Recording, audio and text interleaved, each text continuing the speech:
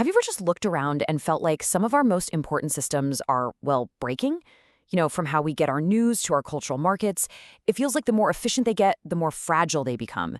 Today, we're going to dig into a really fascinating paper that offers a radical diagnosis. It basically says we've been trying to fix these systems with completely the wrong tools, and that the real solution means we have to flip the whole problem on its head. Okay, so to get our heads around this, let's start with a simple question. Why can't a democratically elected government just hold a vote and decide to get rid of something like free speech? I mean, even if a huge majority wanted to. The answer kind of feels obvious, right? It's because some principles are just so fundamental to the health of the whole system that we've all decided they're completely off the table. They're non-negotiable, period. And they're protected by a very specific tool, a constitution. A constitution is a deeper set of rules that governs the everyday rules. It stops the system from optimizing itself right into a collapse. Now, hold that thought, because that one idea, that is the key to everything we're about to talk about.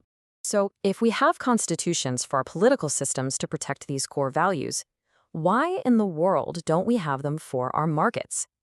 The paper we're looking at today argues that this exact absence is why we're seeing so many markets that are quite literally starting to eat themselves. To really get this, you have to see this critical difference. On one side, you've got this deep, slow-moving substrate value. This is the stuff that actually matters, like trust, real knowledge, and culture. But on the other side, you have this shallow, fast-moving proxy value, the stuff that's super easy to measure, like clicks, engagement, and volume. Think about journalism, for example. The deep substrate value is well-researched, insightful reporting. But what does the market often optimize for? The shallow proxy value of clicks and shares. And that is the core of the problem. Markets are built to chase the fast and shallow, and often that comes at the direct expense of the slow and deep. And the results of chasing those proxies? Well, they're all around us. When the only goal of a digital ad market is the proxy of engagement, it rationally ends up corroding our attention spans. When a cultural market rewards the proxy of volume, it just churns out endless content instead of actually nurturing creativity. In every one of these cases, the system is wearing down the very foundation it needs to survive. This quote from the source just absolutely nails it. The market is laser-focused on the immediate transaction, and it's completely blind to the slow-burning fire that's depleting the resources it's feeding on. The author calls this substrate blindness. Now, the obvious answer here is, well, okay, let's just regulate it. And we have. We've been trying for decades. But the source argues this approach fails over and over again because you're basically bringing the wrong tool to an architectural job. So this is the crucial point. Regulation is all about policing the players and what they do, right? It sets speed limits, it hands out fines, but it never questions the fundamental goal of the race itself, what the market is actually designed to do in the first place. Let's break that down a bit. First, regulation just assumes the goal, like, say, maximizing engagement at all costs, is perfectly fine. Then, it focuses on governing the actors to make sure they're playing fair while they all chase that goal. But, and this is the absolute key, it never ever changes the fundamental rules or the objective of the game itself. And here's the really wild part. Sometimes more competition can actually make things worse. It speeds up the damage. When the goal itself is broken, competition just forces everyone to get better and faster at extracting value, creating this giant race to the bottom that chews through the foundations even more quickly. So, if the players aren't really the problem, and the referees can't fix it, where does the problem actually lie? Well, the paper argues it's in the market's architectural blueprint, or more accurately, the fact that there isn't one. The core issue here is a mismatch of time. Imagine trying to grow a forest by only paying attention to the daily ups and downs of the stock market. It's crazy, right? Markets operate on these incredibly fast cycles of exchange, clicks, trades, transactions. But the things they rely on, like trust or a healthy environment, they're like ancient trees. They regenerate on these very slow, long-term cycles. And there's just nothing in the market's design that connects those two worlds. And this brings us right back to that central claim.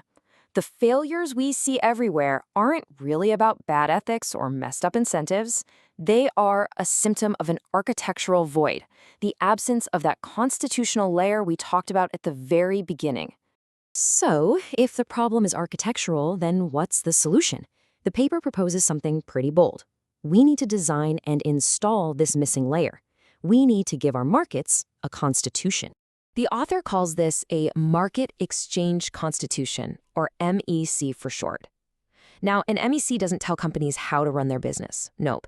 Instead, it operates at a much deeper level. It actually defines which goals are legitimate for the market to even pursue in the first place. Okay, this slide is fantastic because it shows the difference so clearly. Regulation is downstream. It reacts to harm after it's already happened. It asks, how should we compete? But an MEC is upstream. It prevents that harm from the very start. It asks a much bigger, more fundamental question. What are we even allowed to compete for? See? It changes the entire game. So, in simple terms, a market exchange constitution would make goals that are just fundamentally extractive, like optimizing for raw attention at the expense of our mental health, constitutionally out of bounds. It takes them off the playing field completely, just like a political constitution takes abolishing free speech off the table. Ultimately, what this idea gives us is a completely new lens for understanding why so many of our systems are struggling.